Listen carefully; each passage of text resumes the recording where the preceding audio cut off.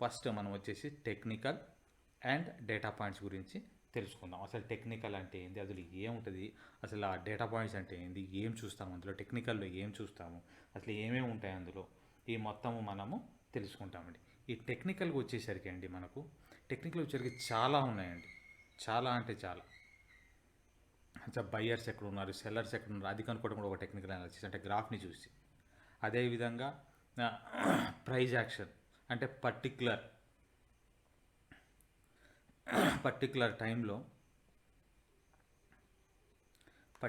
టైంలో ప్రైజ్ అనేది ఎలా రియాక్ట్ అవుతుంది, అంటే ఆ పర్టిక్యులర్ ఏరియా దగ్గర ఆ ప్రైజ్ అనేది ఎలా రియాక్ట్ అవుతుంది, ఇది మనం గమనించాలి. At the same time okay particular అనేది ఇక్కడ అక్యుములేషన్ అవుతుందో, రీడిస్ట్రిబ్యూషన్ అవుతుందో, ఆ డిస్ట్రిబ్యూషన్ అవుతుందో, ఏమవుతుందో మనకేం చేస్తుంది, ప్రీవియస్ హిస్టరీ చూసినప్పుడు మాత్రమే మనకు అర్థమవుతుంది. సో మార్కెట్ అప్ ట్రెండ్లో ఉంది. సో అప్ ట్రెండ్లో ఉండి ఇది అక్యుములేషన్ అవుతుందా, లేకపోతే డిస్ట్రిబ్యూషన్ అవుతుందా, రీఅక్యుములేషన్ అవుతుందా, ఏంది, అవన్నీ ఎట్లా తెలుస్తాయి మనకు. ఇక్కడ అండి మనము ఫోకస్ పెట్టాల్సింది టెక్నికల్ అనాలిసిస్లో. సో ఇప్పుడు నేను చెప్పినట్టు ఇక్కడ మనం ఏమేమి యూజ్ చేస్తాం, ఈ ఫండమెంటల్లోనే అసలు ఏమేమి జరుగుతుంది, మీరు ఇవన్నీ గుర్తుపెట్టుకోండి. ఇక్కడ ఏమి జరుగుతుంది, ఫస్ట్ వచ్చేసి అంటే మనం ప్రైస్ యాక్షన్ చూస్తామండి. ప్రైస్ ఎలా యాక్ట్ అవుతుంది పర్టికులర్ ఏరియా దగ్గర, ఈ ఏరియా దగ్గర ప్రైజ్ అనేది ఎలా రియాక్ట్ అవుతుంది. సో అదేవిధంగా అది రియాక్ట్ అవుతుంది. సో దీన్ని ఇంకొక చిన్న కన్ఫర్మేషన్ మనం ఎలా తీసుకోవచ్చు, ఇండికేటర్స్ని యూజ్ చేసేసి అయిపోయింది. ఓకే, నెక్స్ట్ ఆ పర్టిక్యులర్ ఏరియా దగ్గర హిస్టరీలో ఎలా రియాక్ట్ అయింది, ఏ విధంగా రియాక్ట్ అయింది, పర్టిక్యులర్ దగ్గర ఏ విధంగా రియాక్ట్ అయింది. సో ఇది మొత్తం చేసిన తర్వాత మనం ఏం చేస్తామంటే అండి, నెక్స్ట్ వచ్చేసేసి టాప్ డౌన్ అనాలిసిస్ అండి.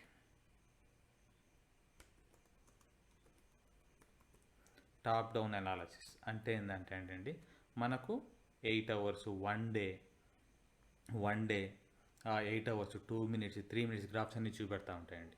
సో ఒకవేళ మీరు కనుక ఇంట్రాడే తీసుకోవాలనుకున్నారండి, సో మీరు ఏం చేయాలంటే అండి, 4 అవర్స్ టైం ఫ్రేమ్లో ఏం జరుగుతుంది, 1 అవర్ టైం ఫ్రేమ్లో ఏం జరుగుతుంది, 15 మినిట్స్ టైం ఫ్రేమ్లో ఏం జరుగుతుంది, 3 మినిట్స్ టైం ఫ్రేమ్లో, 5 మినిట్స్ టైం ఫ్రేమ్లో ఏం జరుగుతుంది, 3 మినిట్స్ టైం ఫ్రేమ్లో ఏం జరుగుతుంది, 1 మినిట్ టైం ఫ్రేమ్లో ఏం జరుగుతుంది, ఇది మొత్తం మీరు అనాలిసిస్ చేయగలగాలి. సో ఇది టాప్ డౌన్ అనాలిసిస్ అంటే. అదే మీరు స్కాల్పింగ్కి ఆ స్వింగ్ ట్రేడింగ్కి పొజిషనల్కి వెళ్తున్నారు అనుకోండి, అప్పుడు మీరు ఏం చేస్తారండి, దీనికి ఇంకా 2 యాడ్ చేస్తారు. ఏంటంటే ఇది first monthly, weekly and daily analysis మీరు తీసుకుంటారు. Next 4 hours, 8 hours, 4 hours, 1 hour, 5 minutes, 3 minutes, 1 minute. ఇది ఎందుకండి, వీక్లీకిను దానికి స్వింగ్ ట్రేడింగ్ ఇది మొత్తం ఎందుకండి, మీరు ట్రేడ్ని ఎగ్జిక్యూట్ చేయాలి అంటే తక్కువ స్టాప్ లాస్తో ఎక్కువ పాయింట్స్, అంటే దీన్ని రిస్క్ టు రివార్డ్ అంటారు, అది కూడా నేను తర్వాత కవర్ చేస్తాను. రిస్క్ టు రివార్డ్ అనేది మీరు కనుక రిస్క్ తక్కువ పెట్టుకొని రివార్డ్ ఎక్కువ తీసుకోవాలంటే మీరు 1 మినిట్ టైం ఫ్రేమ్లో ట్రేడ్ చేయాలి. అప్పుడు మాత్రమే మీకు ఇది పర్ఫెక్ట్ రిజల్ట్ని ఇస్తుంది. ఏది పర్ఫెక్ట్ కాదండి, పర్ఫెక్ట్ ఇన్ ద సెన్స్ తక్కువ స్టాప్ లాస్ తోటి మీకు ఎక్కువ రిజల్ట్ ఇస్తుంది. అంటే 1:3, 1:10 ఏదో చెప్తూ ఉంటారు కదండి, అవన్నీ దీంతోనే జరిగేది. ఇప్పుడు 1 అవర్ టైం ఫ్రేమ్లో మీరు కనుక చూశారనుకోండి, 1 అవర్ టైం ఫ్రేమ్లో మీరు చూశారనుకోండి, 1 అవర్ టైం ఫ్రేమ్లో ఉన్నప్పుడు ఈ విధంగా ఫామ్ అవుతూ ఉంది. ఏరియా ఆఫ్ వాల్యూ వచ్చేసేసి ఒక 100 పాయింట్స్ ఉందనుకుంటా. మీరేం చేస్తారు, stop loss area of value కిందే కదండి ఎస్ఎల్ పెట్టేది, అవునా? ఏరియా ఆఫ్ వాల్యూ కిందనే మీరు ఎస్ఎల్ పెడతారు. అంటే మీరు సపోర్ట్ అంటున్నారు చాలామంది, కానీ సపోర్ట్ అనే కాన్సెప్ట్ లేదు. సింపుల్గా 2 లైన్స్ జాయిన్ చేసేసేసి దీన్ని దీని కింద బై చేయండి అని అంత ఈజీ కాదు market. So area of value అనేది ఎస్ఎల్ 100 పాయింట్స్ కింద ఉంది. ఇక్కడ మీరు ఎస్ఎల్ పెడితే మీకు ఎస్ఎల్ 100 పాయింట్స్ని బేర్ చేసే కెపాసిటీ ఉందా, ఆ లాస్ని మీరు తీసుకునే కెపాసిటీ ఉందా? సో ఈ పాయింట్ని కవర్ చేయటానికే 1 మినిట్ దానికి వెళ్తాం. అంటే ఏంటంటే మన చార్ట్ని ట్యూన్ చేసుకుంటాం.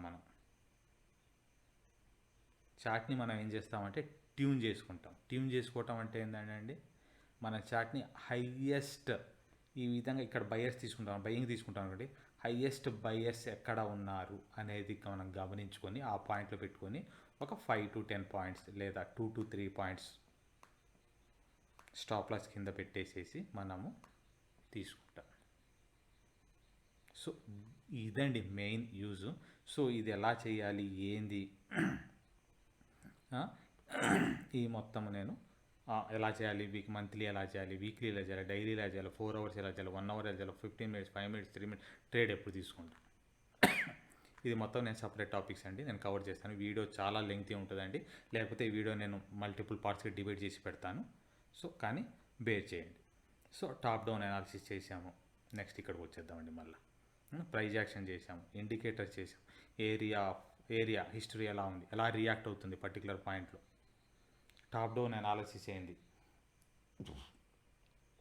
నెక్స్ట్ పోతేనేమో ఇక్కడ క్యాండిల్ స్టిక్స్ ప్యాటర్న్ ఏం ఫామ్ అవుతుంది,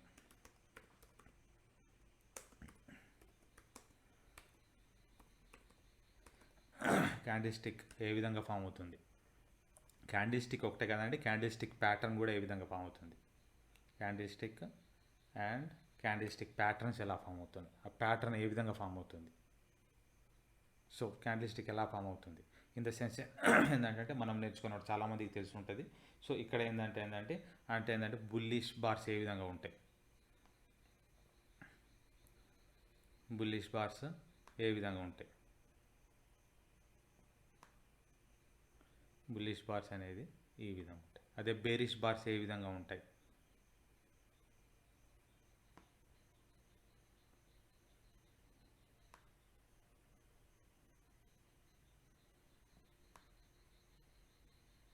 బేరిష్ బార్స్ అనేది ఏ విధంగా ఫామ్ అవుతూ ఉంటుంది.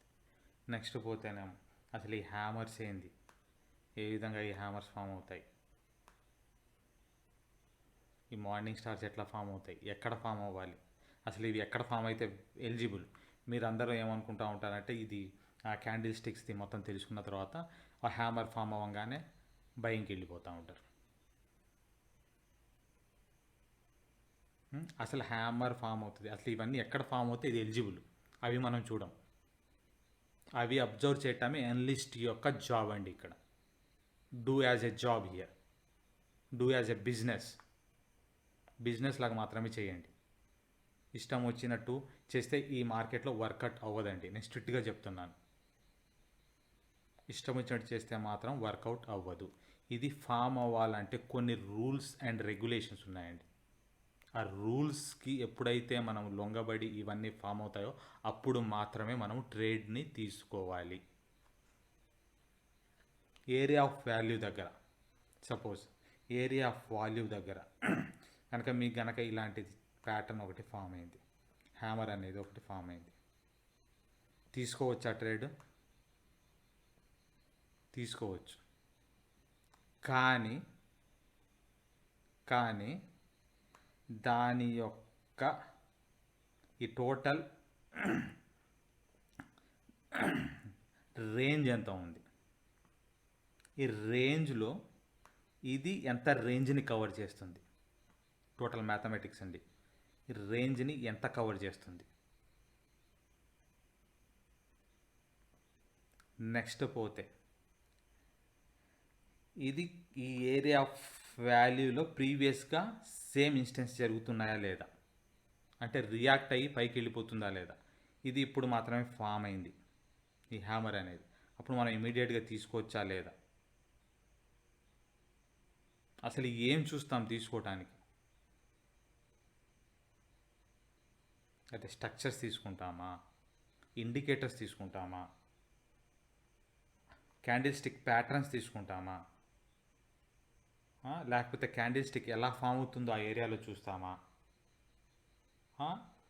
నెక్స్ట్ పోతేనేమో ఇవన్నీ మనము చూడాలండి. టైం ఫ్రేమ్ అనాలిసిస్ చూడాలి, డేటా పాయింట్స్ ఆ టైంలో ఏం చెప్తున్నాయి చూడాలా, మార్కెట్ అనాలిసిస్ ఏం చెప్తుందో చూడాలా. అంటే ఇది ఫామ్ అయింది, ఇది ఫామ్ అయినప్పుడు మన టోటల్ మార్కెట్ అంటే ఏంటంటే మన గ్లోబల్ మార్కెట్ ఇది ఫామ్ అయింది. ఫామ్ అయినప్పుడు మన మార్కెట్ ఏం చెప్తుంది అంటే నిఫ్టీ ఏం చెప్తుంది, నిఫ్టీ 50.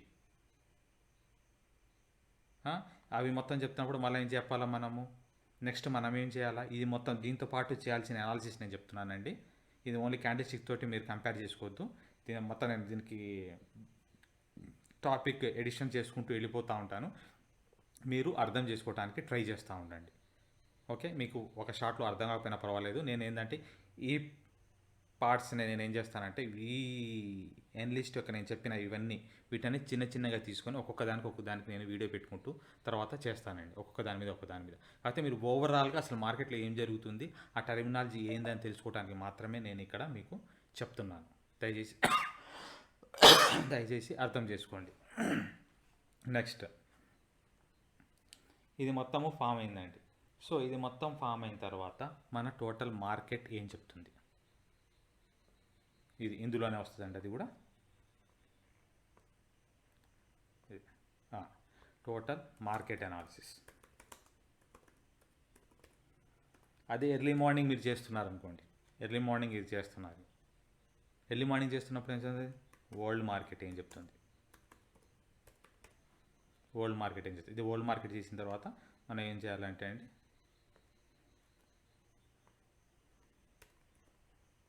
మార్కెట్ అనాలిసిస్, మన మార్కెట్ ఏం చెప్తుంది, లోకల్ మార్కెట్ ఏం చెప్తుంది, ఈ మార్కెట్ ఏం చెప్తుందని చూసిన తర్వాత ప్రీ మార్కెట్ ఏం చెప్తుంది, ప్రీ మార్కెట్ ఏం చెప్తుంది, ప్రీ మార్కెట్ ఏం చెప్తుంది చూసిన తర్వాత అండి మనం ఏం చూస్తామండి, మళ్ళీ ప్రీ మార్కెట్ అయిపోయిన తర్వాత ప్రైజ్ యాక్షన్ అనేది ఇప్పుడు పిక్చర్లోకి వస్తుంది. అసలు ప్రైజ్ యాక్షన్ ఎలా అవుతుంది, మొత్తం మార్కెట్ మొత్తం అప్ ట్రెండ్లో ఉంది, అన్నిటి కోఇన్సిడెన్స్ అవుతున్నాయి, అన్ని అప్ ట్రెండ్లో వస్తున్నాయి. ఇవన్నీ నేను చెప్పినవి మొత్తం టాప్ డౌన్ అనాలిసిస్ కానీ, ప్యాటర్న్స్ కానీ, వరల్డ్ మార్కెట్ కానీ, మార్కెట్ అనాలిసిస్ కానీ, మీరు చేసే స్టాక్ యొక్క అనాలిసిస్ కానీ, ప్రీ మార్కెట్ కానీ. సో ప్రీ మార్కెట్ చూస్తున్నారు, ఇది చూస్తున్నారు, దాంతోపాటు మీరేం చూస్తారండి, సెక్టర్, పర్టికులర్ సెక్టర్, మీరు తీసుకోబోయే పర్టికులర్ స్టాక్ యొక్క సెక్టర్ డైరెక్షన్ ఏంది, ఈజ్ ఇట్ కోఇన్సిడెన్స్ విత్ ఇది, అంటే ఇది కోఇన్సిడెన్స్ అవుతుందా లేదా ప్రీ మార్కెట్ తోటి, మార్కెట్ అనాలిసిస్ తోటి, వరల్డ్ మార్కెట్ తోటి, ప్యాటర్న్ తోటి.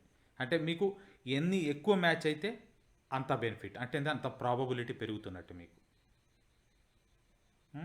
తర్వాత పోతేనేమో టైం ఫ్రేమ్ అనాలిసిస్ చెప్పాను కదండి, top down analysis nothing but మనం నేనేమంటా అంటే time frame analysis. Time frame analysis ఏం చెప్తుంది. నెక్స్ట్ పోతేనండి డేటా పాయింట్స్ ఏం చెప్తున్నాయి,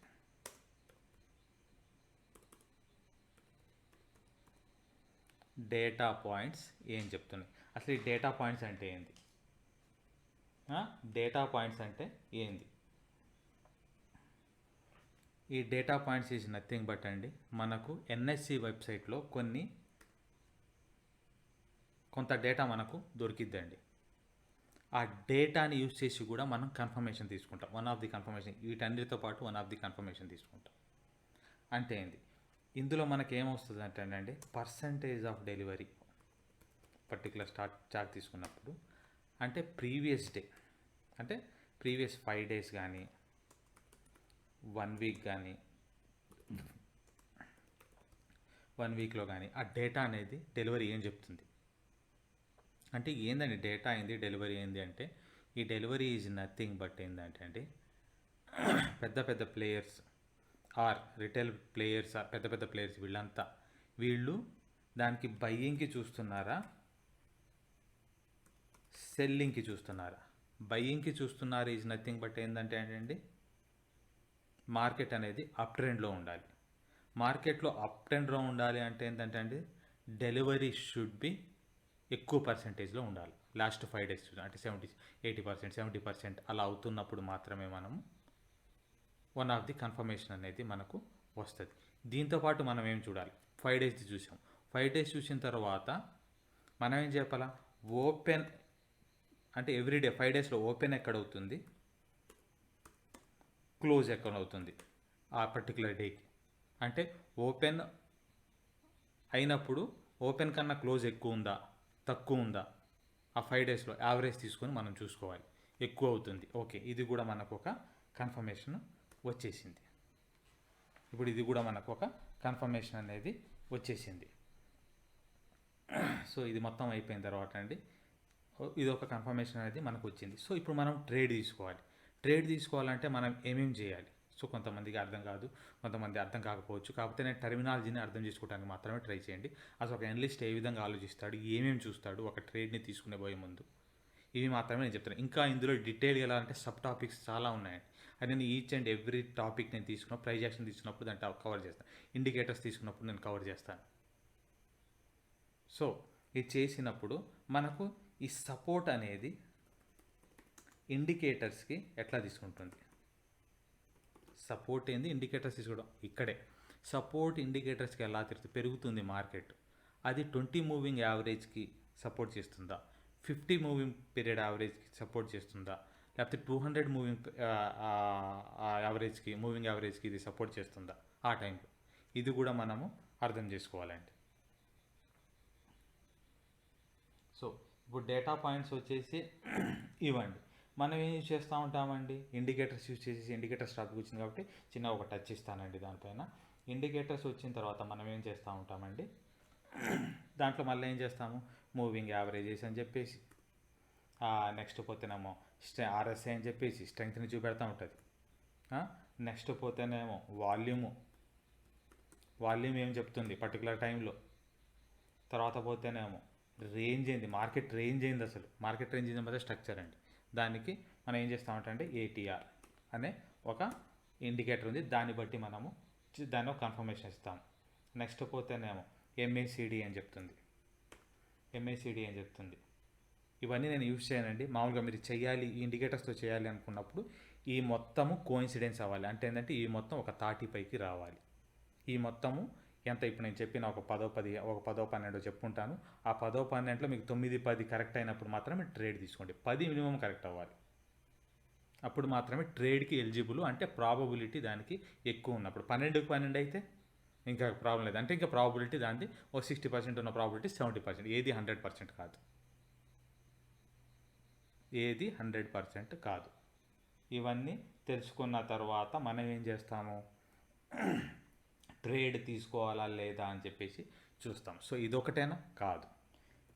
ఎఫ్ఐఐ అంటే ఏంటంటే ఫారెన్ ఇన్వెస్టర్స్ యొక్క యాక్టివిటీ ఎలా ఉంది, ఇది కూడా మనకు ఎన్ఎస్సి వెబ్సైట్లో దొరికింది.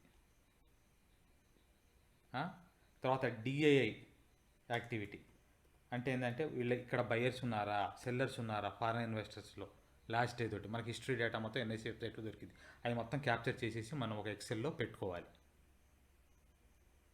ఇవి మొత్తం పెట్టుకొని మనం ఏం చేయాలంటే ఇవి మొత్తం మనము చేయాలి.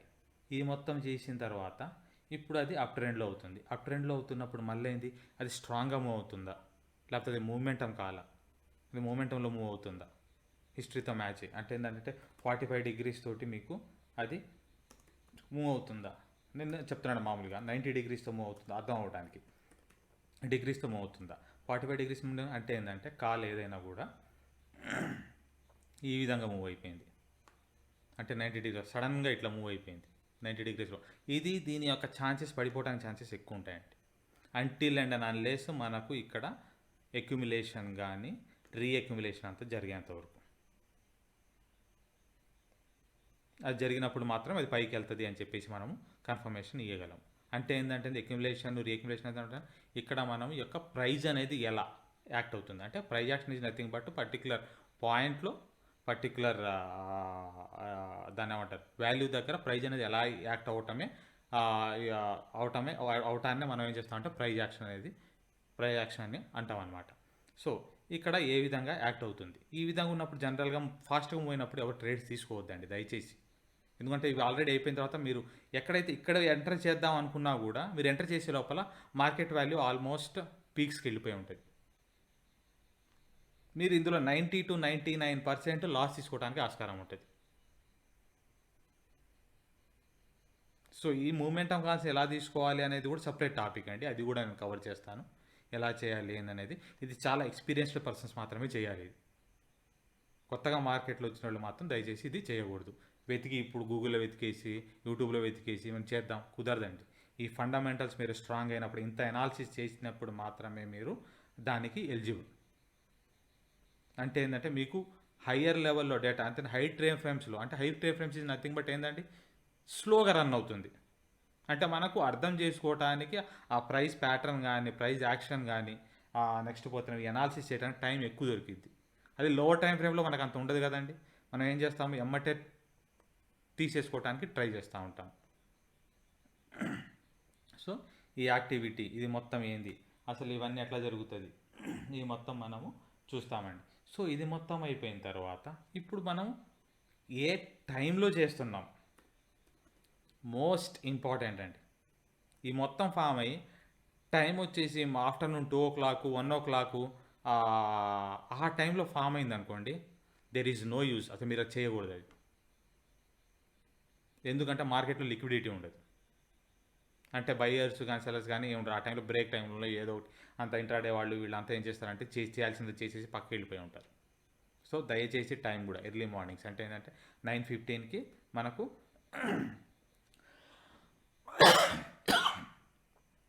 9:15కి మనకు స్టార్ట్ అయింది అనుకోండి, 10:15 లోపల మనము చేసేటట్టు, 10:30 లోపల మనము ట్రేడ్ చేసేటట్టు మనము చూసుకోవాలి. 11 లోపల కానీ ఆఫ్టర్ 12:30 1:30 మాత్రం ప్లీజ్ చేయొద్దు. ఇవన్నీ ఫామ్ అయినా కూడా టైం ఆల్సో ఇంపార్టెంట్. ఎందుకంటే అప్పుడు మాత్రమే ఎక్కువ పార్టిసిపెంట్స్ అంటే యాక్టివ్గా ఉంటారు. ఇది దయచేసి ఇంపార్టెంట్ పాయింట్, ఇది కూడా మీరు అర్థం చేసుకోండి. సో కొత్త వాళ్ళు మాత్రం దయచేసి స్కాల్పింగ్ చేయవద్దు. స్వింగ్ ట్రేడింగ్కి మాత్రమే ట్రై చేయండి. మీకు ప్రాఫిట్స్ ఎక్కువ ఉండే ఆస్కారం ఉంటుంది, అంటే ప్రాబబిలిటీ ఎక్కువ ఉంటుంది. అదే స్కాల్పింగ్ ఫస్ట్లోనే చేస్తూ ఉంటారంటే 99.99% నేను చెప్తున్నానండి, మీరు లాస్ట్లోనే ఉంటారు.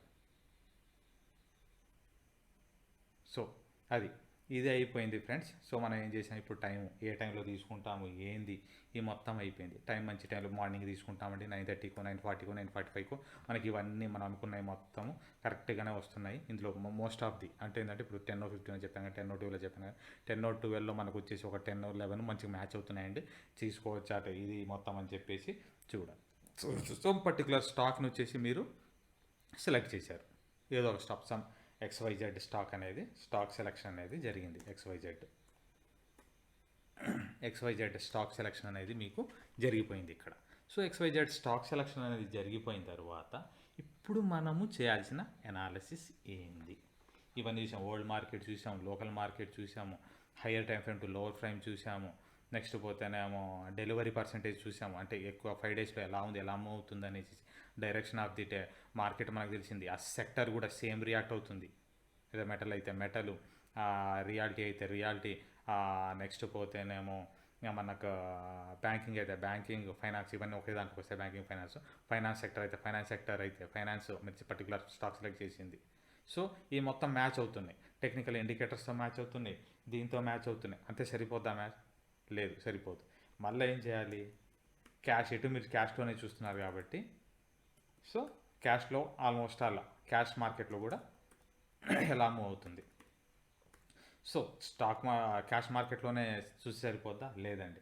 F&O సెగ్మెంట్లో ఏం జరుగుతుంది, ఫ్యూచర్ అండ్ ఆప్షన్స్లో ఏం జరుగుతుంది. ఫ్యూచర్ అండ్ ఆప్షన్స్లో ఎలా తెలుస్తుంది, ఇక్కడ మళ్ళీ మనం చేయాలంటే ఓపెన్ ఇంట్రెస్ట్ అంటే ఏంటంటే ఆప్షన్ చైన్ ఎనాలిసిస్, ఇది సపరేట్ టాపిక్ అండి. కొంతమంది అయితే పర్టికులర్గా ఆప్షన్ చైన్ యూజ్ చేసి మాత్రం ట్రేడ్ చేస్తూ ఉంటారండి. ఆప్షన్ చైన్ ఎనాలిసిస్ అంటే ఆప్షన్ చైన్ ఏం చెప్తుంది? ఆప్షన్ చైన్ ఏంది మనకు? ఇది చెప్తుందా? దాన్ని ఏమంటారు?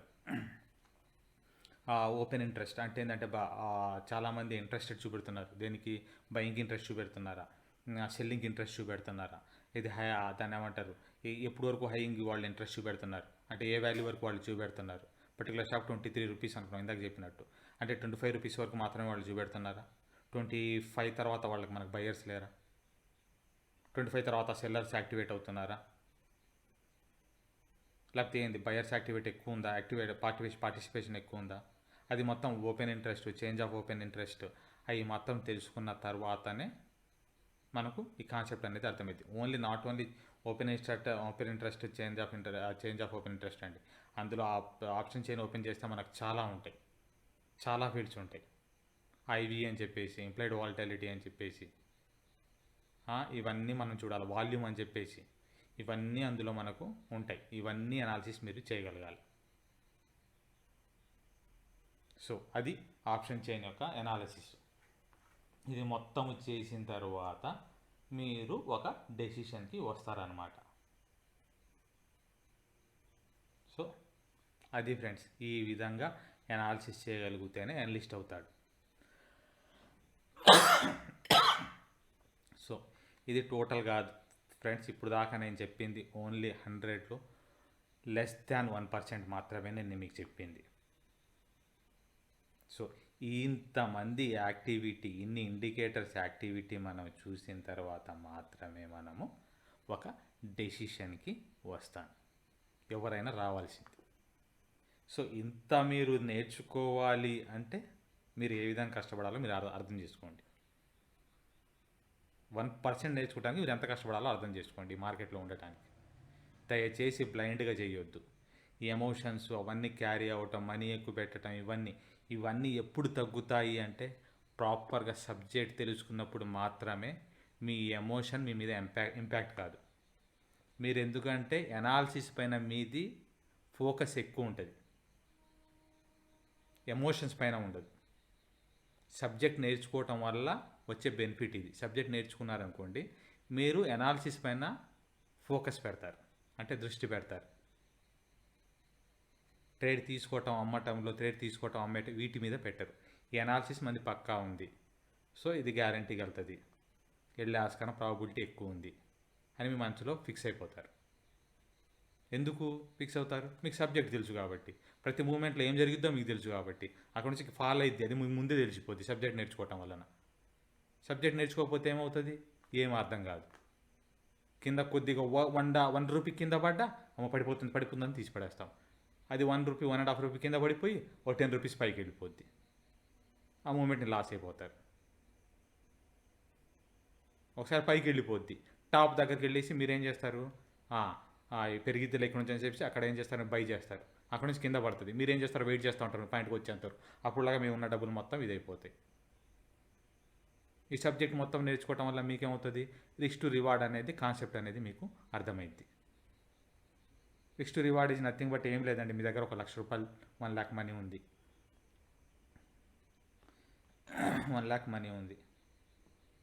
1 lakh అనేది మీ దగ్గర ఇన్వెస్ట్మెంట్ మీరు చేయాలనుకుంటున్నారు. అందులో మీరు ఏం చేయాలి? స్వింగ్ ట్రేడింగ్ చేయాలనుకుంటున్నారా, లేకపోతే ఏంది స్కాల్పింగ్ చేయాలనుకుంటున్నారా, ఏంది? పర్ ట్రేడ్కి మీరు 0.5% మాత్రమే రిస్క్ తీసుకునేటట్టు చూసుకోండి.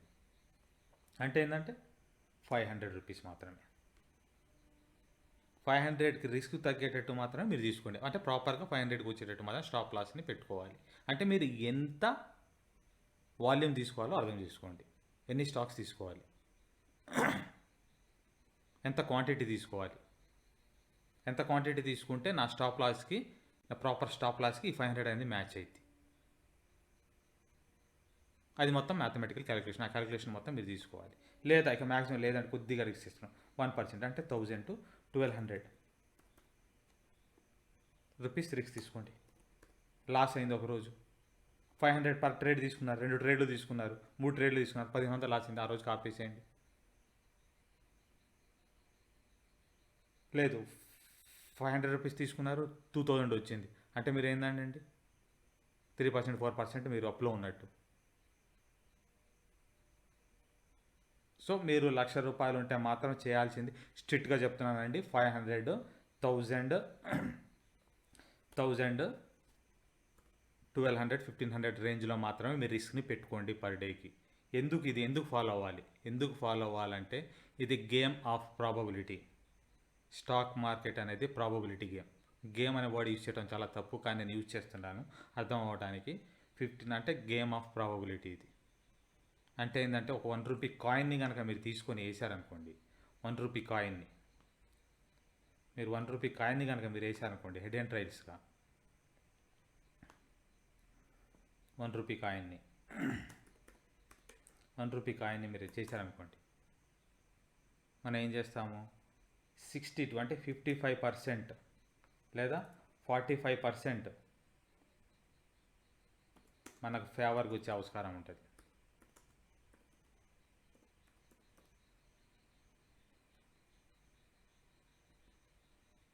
మనకు ఫేవర్గా వచ్చే ఆస్కారం ఉంటుంది.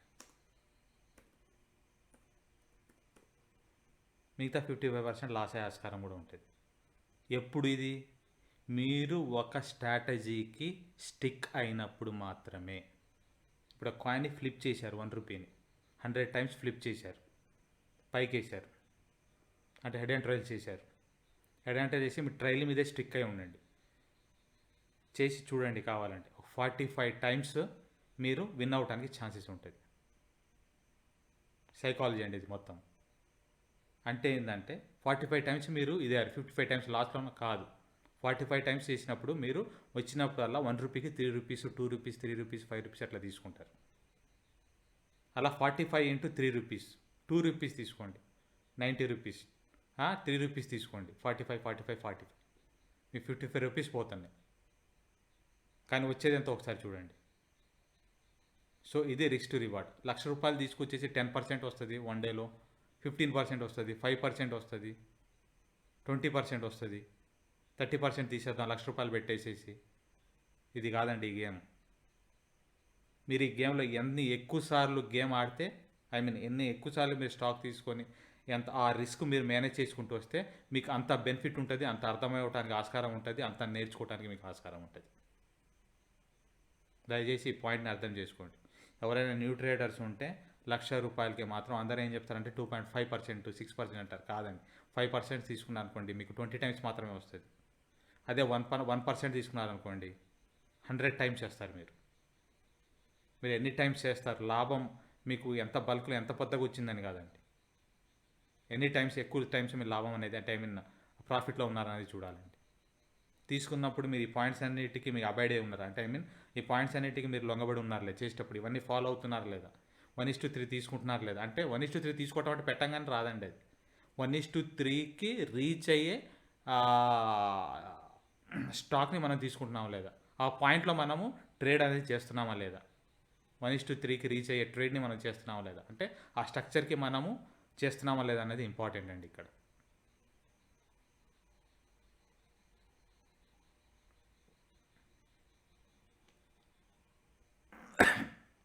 సో ఇది మొత్తం అయిపోయింది ఫ్రెండ్స్. నెక్స్ట్ మీకు ఒక చిన్న ఎగ్జాంపుల్ చెప్పేసి నేను ఇంకోటి చెప్తాను ఫ్రెండ్స్.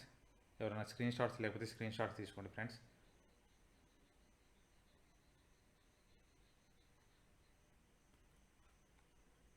స్క్రీన్ షాట్ తీసుకోండి, నేను 5 సెకండ్స్ టైం ఇస్తాను.